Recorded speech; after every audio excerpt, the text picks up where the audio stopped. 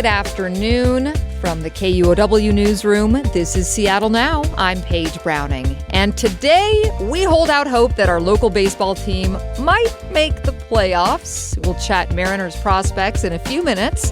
First, a roundup of today's top stories. It's Tuesday, September 23rd. A hard no to the Trump administration today.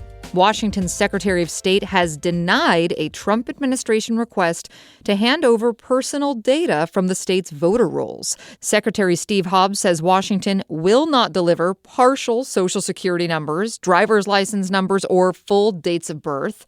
Hobbs says doing so would violate state and federal law. However, Hobbs will provide data that's considered publicly disclosable, like someone's name, address, birth year, and voting history. The federal Justice Department has asked for the voter data as part of its unfounded claims of widespread voter fraud. The ABC Jimmy Kimmel debate is not over in Seattle. Protesters in support of late-night host Jimmy Kimmel stood outside KOMO-TV today with a unified message to boycott Sinclair. Boycott Sinclair, defend free speech. Boycott Sinclair, defend free speech. Kimmel's expected to be back on the air tonight after being temporarily suspended last week following brief comments about MAGA and the murder of Charlie Kirk. Sinclair Broadcast Group, which owns ABC affiliate KOMO, says they won't air Jimmy Kimmel live, despite a decision from the network to lift Kimmel's suspension. Jimmy Kimmel's a comedian. He's not out there saying dangerous things, doing dangerous things. He's just critiquing our society and our culture. And in democracies, that's not silenced, and that's what's happening. That's Kristen Bartis, a protester and fan of Kimmel. She says Kimmel supporters will just boycott the station and watch the show clips on YouTube. Sinclair did not respond to KUOW's request for comment. TV ads now airing in Seattle are recruiting local police to work for ICE. Gustavo Segrero reports. The ads open with the words, "Attention Seattle law enforcement," and include this basic message. In too many cities, dangerous illegals walk free as police are forced to stand down. They played over the weekend in the Seattle area during football games. The ads from Homeland Security refer to Seattle as a sanctuary city, and they encourage police to leave their jobs and work for them. Seattle Mayor Bruce Harrell pushed back in a written statement, saying the ads misstate facts and law. He called the ad insulting to the oath that officers took to uphold the Constitution and serve and protect Seattle communities. And he also noted the city's own ongoing efforts to boost police hiring. Washington's so-called sanctuary law draws boundaries for how local law enforcement can assist with federal immigration. For example, it prevents local police from making arrests based on immigration status, but it does allow for local police to assist ICE on criminal investigations. Gustavo Segrero, KUOW News.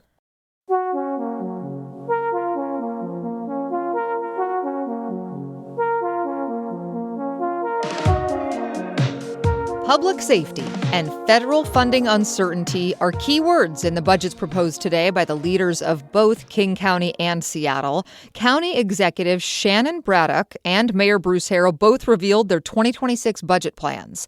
Braddock proposed using money from sales taxes to avoid layoffs in the sheriff's department and to hire more probation officers and public defenders. The overall county budget for 2026 is close to $20 billion.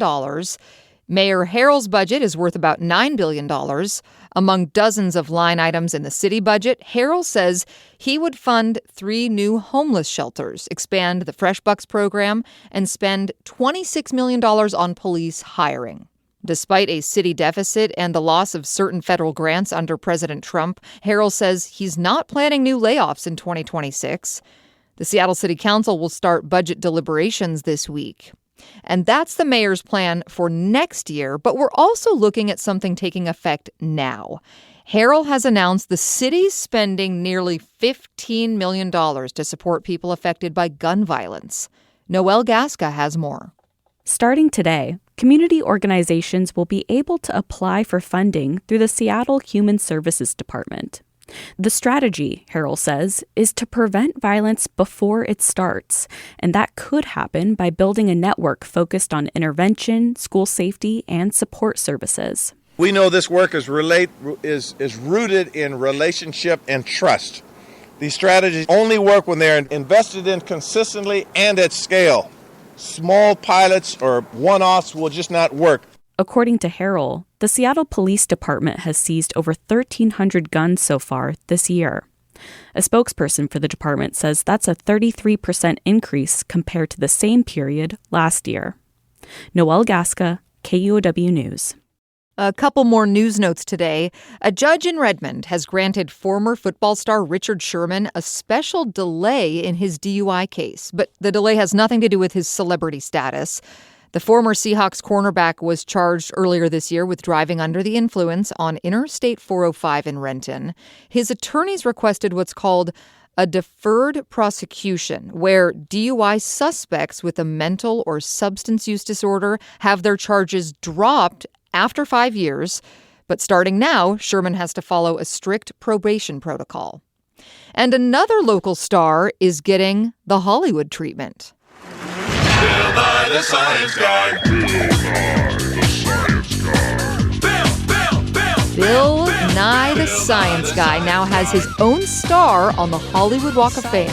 Nye is a former Boeing engineer and went on to produce his TV show in Seattle in the 1990s, where it won 19 Emmy Awards. Nye was a cast member of the local sketch comedy show Almost Live, beginning in the 1980s. Nice work, Bill. Now, our feature story today. The Seattle Mariners are now achingly close to winning the American League West. If they clinch this week, it'll be their first division title since 2001. Washington Post reporter Jerry Brewer talked about the Mariners' push for the postseason with KUOW's Kim Malcolm. Is this real life? Is this actually happening? It is actually happening, Kim. They're the ultimate team that you didn't want to entrust too much faith in because you were afraid they were going to break your heart. And so to see them late in the season take control and put themselves in a position not only to make the postseason, but to win the division and set themselves up to make a real playoff run. That's just tremendous because now in these final 6 games, they still got work to do, but the workload is light enough that they can think about positioning themselves so that in the next week or 10 days, they have optimum health and that they have their pitching rotation set so that they'll be in a position of strength going into the postseason instead of being a team that got in on the last day and they're really just trying to rev up again when they're a team that's exhausted. Okay, Jerry, break it down for us. How many games do they need to win in order to get to the postseason, whichever path that happens to be? Well, Kim, we're not even going to think about the alternative of if they don't win the division, okay? Okay, thank you. They put themselves by sweeping the Astros in a really strong position, and they need to get this done. The Mariners' magic number is 3.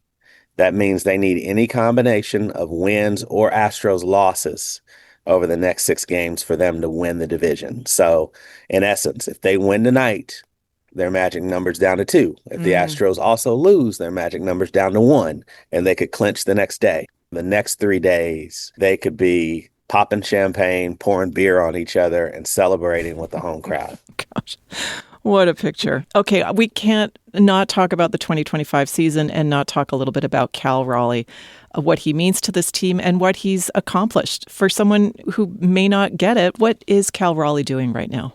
It's just a phenomenal offensive, power-hitting, all-around season for a catcher. And for someone who doesn't take many days off, the fact that he hasn't worn down or really taken a dive at any point this season is tremendous.